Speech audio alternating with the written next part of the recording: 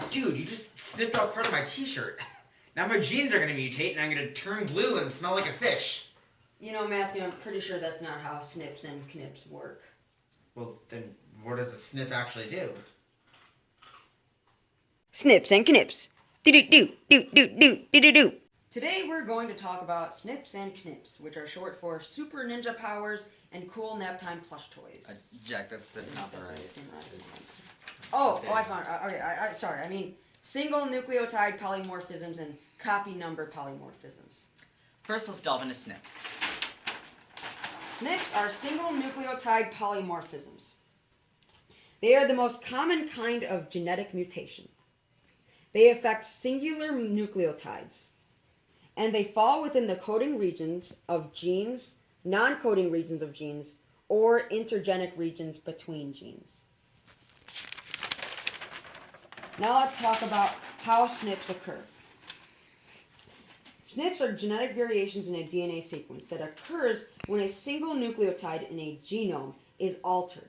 SNPs are usually considered to be point mutation, sometimes deletion and insertion, that have been evolutionarily successful enough to reoccur in a significant proportion of the population of a species and differs between members of a species or paired chromosomes in an individual. Different types of SNPs can be found in different geographical areas. For example, this blue SNP with the A in this gene can be more prominent, let's just say, in North America, where this SNP with the G can be more prominent in, let's just say, South America. Now let's talk about the effects and applications of SNPs. SNPs help make our DNA unique. They also act as a biological marker, helping link diseases with some genes. They play as a direct role in disease by affecting gene function. Most SNPs do not affect human health. They may help predict patients' reactions to certain drugs and pathogens, risk of developing disease, and susceptibility to environmental factors. They could also be used to track inheritance of gene mutations and diseases. This is a picture of SNP detection software. Now, Matthew, how would you classify a polymorphism, or more than one nucleotide being affected? Now that, my good friend, Jack, is a CNP. A CNP? Yes, a copy number polymorphism. Now, Jack, what occurs less than 2% of the time? What? CNPs and the Cubs winning the World Series. Oh, snap! Don't you mean, aw, SNP? No, I'm done. Alright, well let's talk about what CNPs are. CNPs are duplications and or deletions of sequences that are less than 10 kilobases in length.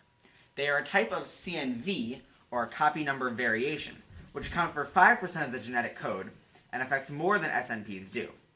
These also include microdeletions and microduplications. Now, the overall frequency of these are greater than 1%, and different human chromosomes can have a wide range of copy numbers, for example, 2, 3, 4, 5, etc., for a particular set of genes. Now, for example here, the word run is copied over and over again, the same sequence copied a repeated amount of times. Now let's talk about how these occur. Now these are usually, and I say usually because it's not always the case, caused by an unexpected crossover event, or a synapse, during meiosis, or at birth. Now these are called a non-allelic homologous recombination. Try saying that 10 times fast. Now as you can see here, there's the chromosomes slowly going through the process of crossover. Now here are some of the effects and applications of CNPs. As you can see, study of CNPs can aid anti-cancer pharmacogenomic studies, and they cause diseases such as psoriasis and Crohn's disease. They also play an important role in evolution, are the main things that separate us from the chimpanzees. Now, thank you for watching this video. We hope you press the subscribe button at the bottom of the video, and please stay tuned for our next video next week, The Science of O'Malley's Grading.